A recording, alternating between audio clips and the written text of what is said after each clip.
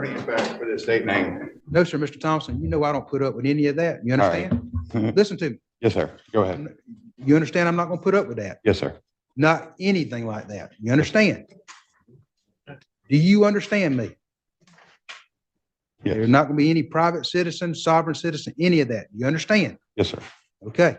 You're before the court today for your affidavit of violation of probation. You filed a bunch of stuff that doesn't make any sense. I've denied most of it. I'm going to probably deny the rest of it. Really? Yes, sir. All right. Absolutely. I got some education to go, huh? Sir? So I've got some education to go. All right, guys. Today we're jumping straight into a courtroom that wastes absolutely no time setting the tone. The judge immediately draws a hard line, shutting down sovereign citizen nonsense before it can even breathe. You can feel the tension early. This isn't a debate, and the court isn't here to entertain legal fantasies. Right from the intro, it's clear this defendant is about to learn, the hard way, that word games don't override real laws.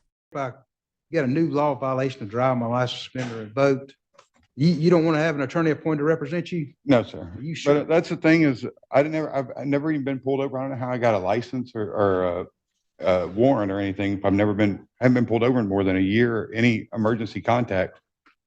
I went to go pick up a records request and they gave me a warrant instead of the records. Do y'all know anything about this? As to the new law. Do you have a driver's license? No, sir. Don't answer that. I shouldn't ask that question. Fair enough. Fair enough. Strike that from the record. I won't do that if you won't do any other mess. I won't ask you that question. But you transfer that to the judge? Just filed. I just filed in the court file. I tried to and they wouldn't accept it. All right. Was he arrested? Is there a new arrest for driving license suspended or revoked? State? Yes, there was a bench warrant issued on 1/23/24 that's executed 1/29/24. But I was just doing a records request and had an agreed upon date to pick it up, went up there to pick it up and gave me a warrant. So the records are requested. I tell you what, I'm gonna let y'all Return do that? that. Listen, I'm gonna leave him on probation. I'm gonna set this for preliminary on April. What's that April date? April 17th. April 17th. I'm gonna let him take care of that in county court and see what happens, okay? Thank you. And I think that's the only violation he had. Yes, sir. Keep doing what you're doing on this, and then we'll see you back in April, and you can take care of that in county court, All okay? right. Thank you. Yes, sir. Sign a notice. This is where the defendant starts digging his own hole. He questions the process, challenges authority, and insists nothing makes sense, while the judge calmly dismantles every claim. What makes this moment powerful is the contrast, confidence versus competence. The court isn't confused, it's unimpressed.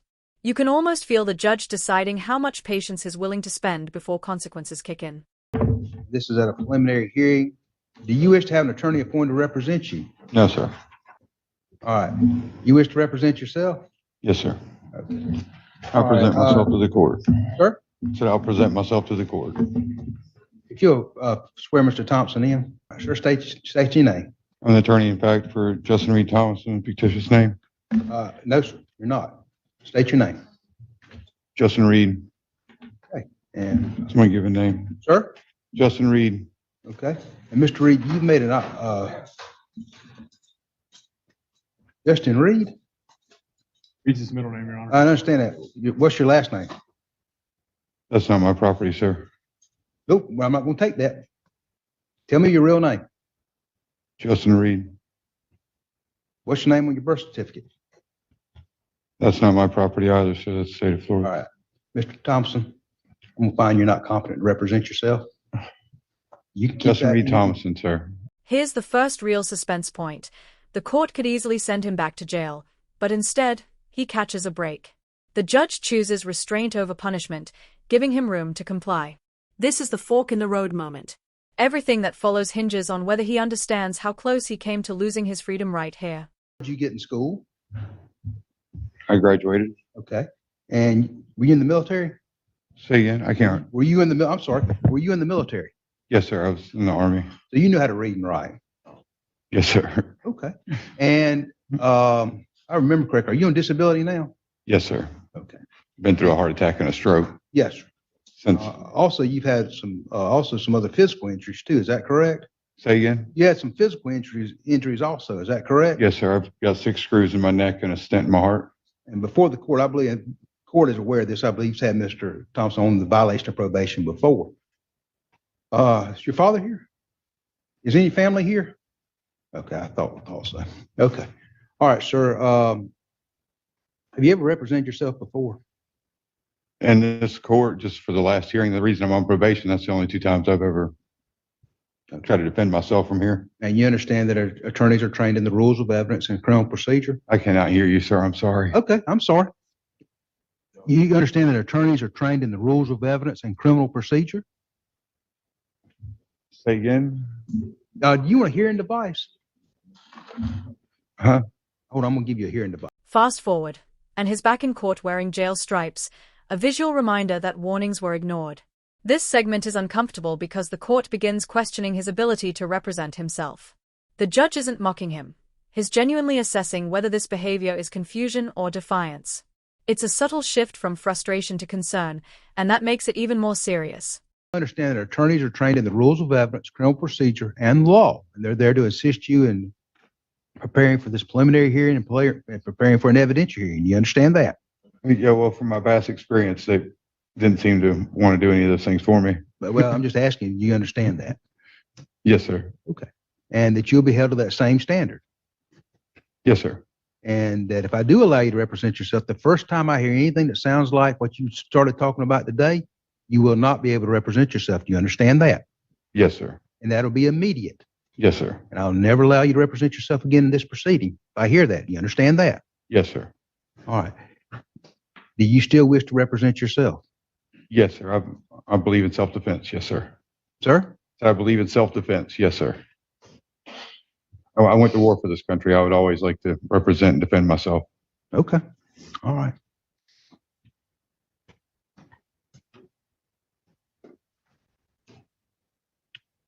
Was there an amended violation of probation filed yet?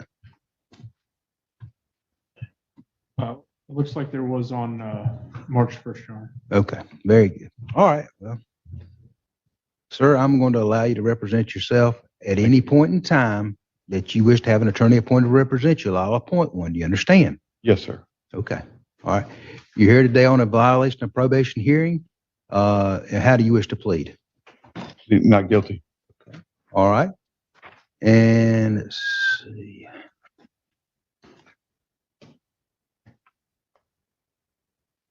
I would like to move on to evidentiary hearing if we could, sir. Well, you have to give the state notice. They'll have to have a chance to subpoena witnesses. This is not your evidentiary hearing today. No, I just want to move for one. You want to move for one? Yes, Okay. sir. Who's the attorney? It's fine, Your Honor. Ms. McAfee, I'm going to set this for an evidentiary hearing. I don't want to set it on the 22nd because that's graduation. Yeah, let's go ahead and set it May 22nd at 1:30. We'll do that at a preliminary at 9 o'clock. And Mr. Thompson, remember, at any point in time, you want to ask for an attorney, I'll appoint one. You understand? Yes, sir. Thank you. Okay. Can I be released until we get to that evidentiary hearing so that I can? Mr. Thompson has asked to, has made an oral tennis motion for release. Ms. McAfee, what's the state's position? I believe the new law is a misdemeanor driving on a suspended license. Based on that, I have no objection. Pardon? I have no objection. To release him back? All right. As a special condition of your probate, I'll release you on your own, I'll release you at this time, based on that oral tennis motion, the state's position. As a special condition of that release, you're not to operate a motor vehicle. You understand that? Yes, sir. No questions asked. You cannot operate a motor vehicle. You'll abide by the terms and conditions of your probation. You'll sign a notice to come back on the May 22nd at 9 and 1:30. You'll need to step over and speak to the probation officer, okay? Yes, sir. This is where the judge lays down the ultimatum. Represent yourself, but the second the sovereign script starts, it's over. No second chances. The defendant insists on self-representation anyway, framing it as principle rather than strategy. What's gripping here is knowing this confidence is completely unsupported, and the court sees it clearly. All prior conditions of the original plea agreement still reinstated. And the only other agreement would be, It's based upon a driving license suspended and an obstruction charge, which is pending in misdemeanor court. He's the one who admit to it, so we're going to stipulate to the facts that the state, what they call the witnesses, they can prove in VOP court the violation. Okay? Am I right? This is what you agreed to, right? 24 months. I can just make a finding there's a basis that he's had contact with law enforcement. Okay. 24 months from the original plea date, and just all the prior conditions are reinstated, and that's it. Okay? Mhm. Okay. Sign right there. Find that.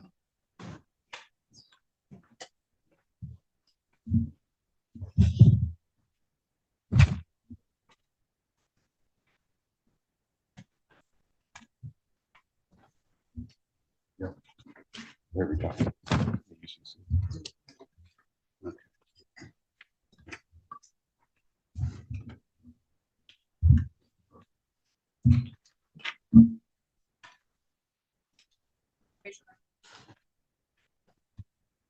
Solemnly swear the testimony you're about to give is the truth, the whole truth, and nothing but the truth, so help you God. I do. All right, Mr. Thompson, state your name. I'd like to grant my name to this court, sir. What, sir? I'd like to grant the name to this court. That's what you recommended before is what it's off of. I'd like to, I have my disclaimer here. Can we give this to the clerk? I think I'm gonna just revoke his release and put him in custody. Say And again? it's what I'm planning on, is what I'd like to do.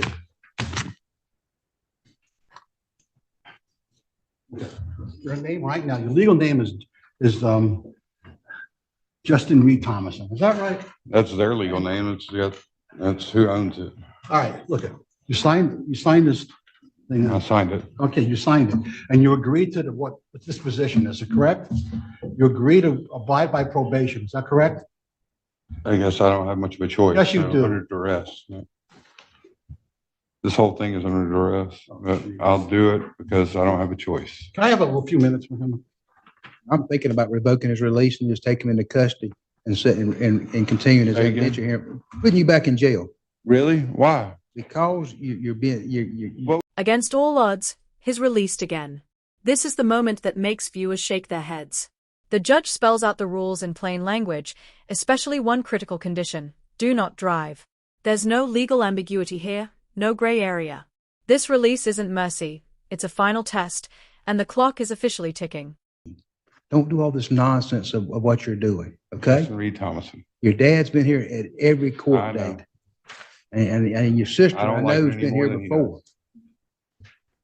And they're trying their best, and I know you've got some issues, but they're trying their best to take care of you. And you're trying your best to go to prison. No, I'm not. I'm trying. Yes, sir, you are.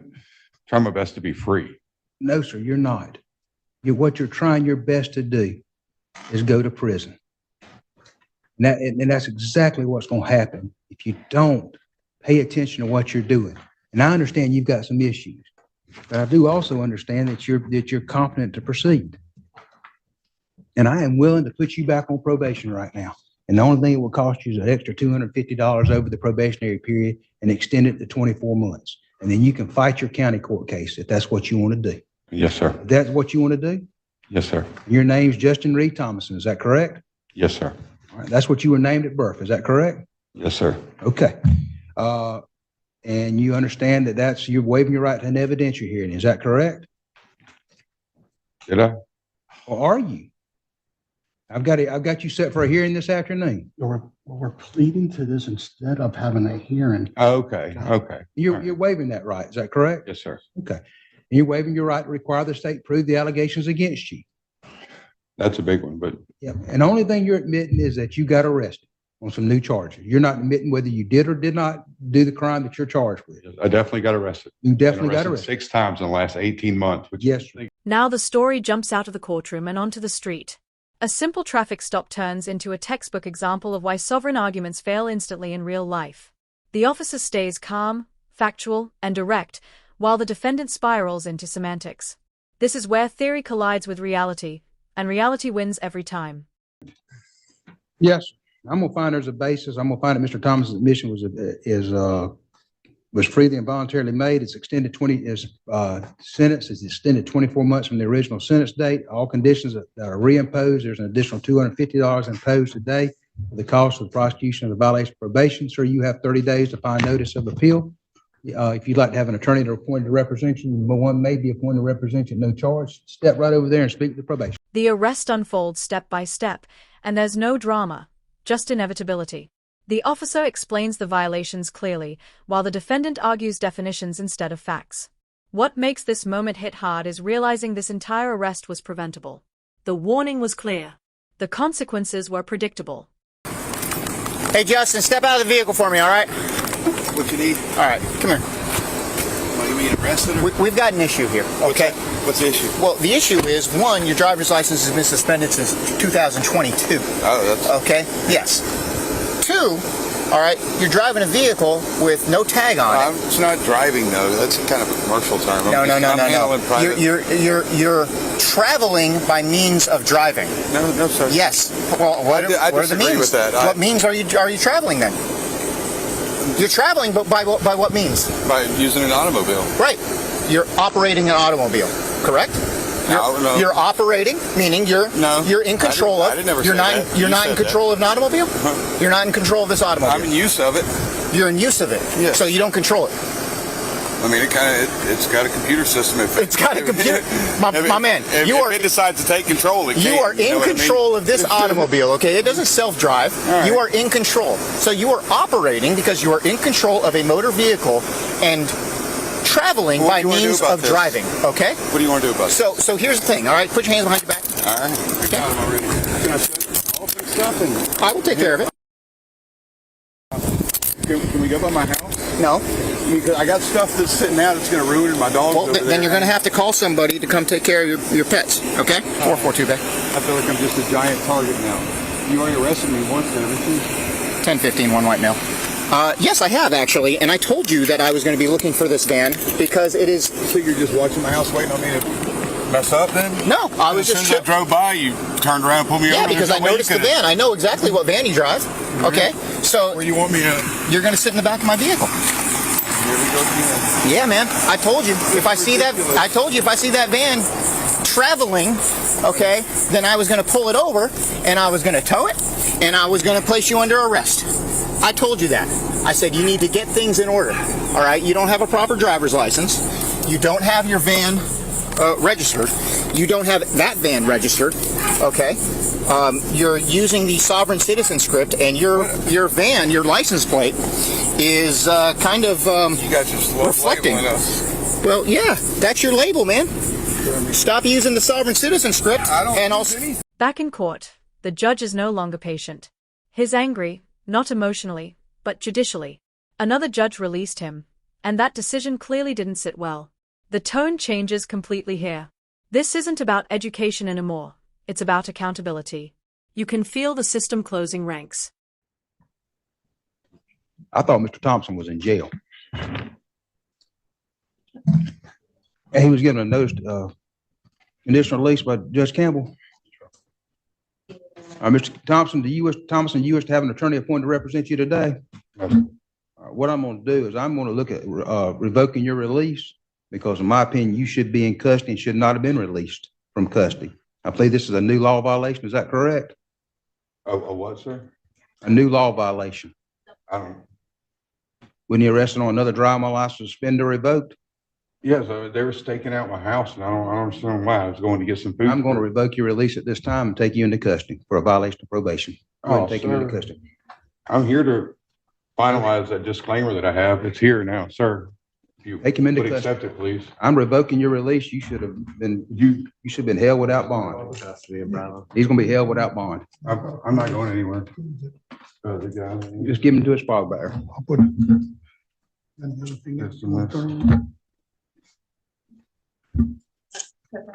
Can't believe this is happening again. We'll talk to him again about an attorney when he has a seat up there. I was down there trying to pay the fines before I came in here, sir. Mr. Thompson, well, they told me to come back after this. Sign the warrant. I thought you were being held without bond. I guess I should have checked, but I'd have signed the warrant. You'd be held. That was because my father. He said I've been helping with the family. He's had a pacemaker put in just a few days ago, and I'm trying to help nurse the family. Put him in the box. You were taking me away from the family. Put him in the box. Anything else in your property that you want to give? I got the money on me to pay the fine. Put him in the box. This segment is brutal. The judge calls out the pattern: repeated arrests, repeated excuses, zero learning. When the defendant claims there are no victims, the court flips the narrative and explains exactly who's been harmed. It's a rare moment of blunt truth that cuts through every argument he's tried to make so far. Misdemeanor charge, Judge Campbell, I think released you for a notice to appear today, or released you on your pretrial release. This is my probation. I got a warrant, so I'm going to issue a warrant today, hold without bond, based on your. What is that now? Judge Campbell, you were arrested on a new misdemeanor driving while license suspended or revoked. Judge Campbell, on your violation of probation, released you, the pretrial release program. I'm revoking that release because it's my probation, and I'm gonna hold you without bond based on the new violation. That's just terrible. Well, I can't help it, Mr. Thompson. You've got another I was here to charge. disclaim and surrender all those documents that hold me liable here and move for. Held without bond. No release. No debate. This is the collapse of the entire sovereign illusion. Every opportunity he was given has now stacked against him. The judge makes it painfully clear: the law doesn't bend to beliefs, and freedom isn't negotiable when rules are ignored repeatedly. An attorney appointed to represent you. No, sir. You understand attorneys are, go ahead and swear Mr. Thompson in. For what reason? I'm gonna swear you and ask you some questions. I don't think I'm supposed to be sworn in. Due to my faith. Okay, well, I'm going to ask you to affirm, not swear. Okay? It's the same thing though, isn't it? Affirming and swearing. I don't know. I'm here for, let my yeas be a nay and my noes be a no. Whatever that means. It means Yes, nothing to sir. me. But what I I'm will here do is- for well, let me ask honesty you, do and you wish to have an, justice. do you wish to There's have no an, justice in do this you wish house. to have an attorney appointed to represent you? No, you keep doing it anyway though. I mean, I've never authorized that Do from the you wish to beginning. have an attorney appointed to represent you? No, sir. All right. And how far did you get in school? So How far you did you get in school? graduated 12th grade? Okay, and you were in the military, is that correct? Yes, sir. I was in the Army infantry. Okay. Went to war and buried enough of my brothers and sisters to come home. Yes, sir. And this, And Kind you of understand, justice. and you can read and write. Correct? to an extent, Okay. You can't read and write altogether? well, I mean, it all depends on what dictionary you're using too.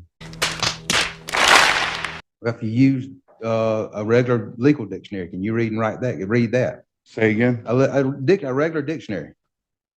Didn't what? Can you read it? Just a regular dictionary, Webster's dictionary. Yes, I have one at home. Okay. So you can write I too. have several different ones. I have Black's dictionaries as well. I was going medical to say, so you can dictionary. read and write. Yes, sir. Okay. All right. I know you've been treated, but I've had you examined before. 100% disabled. I understand that.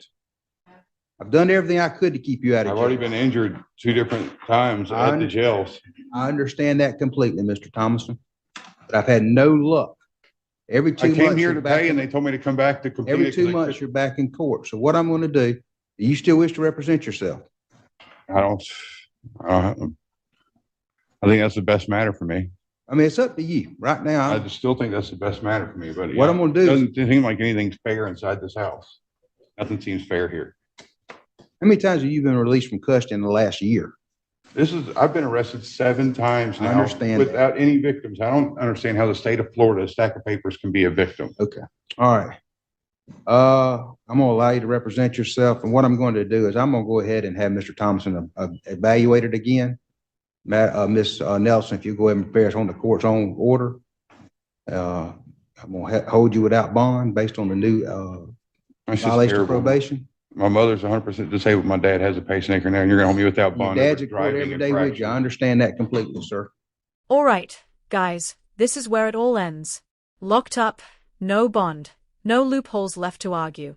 Everything that happened was avoidable, and the court spelled that out loud and clear. If you enjoyed this breakdown, make sure to like the video, subscribe to the channel, and turn on notifications so you don't miss the next one. We'll see you in the next video.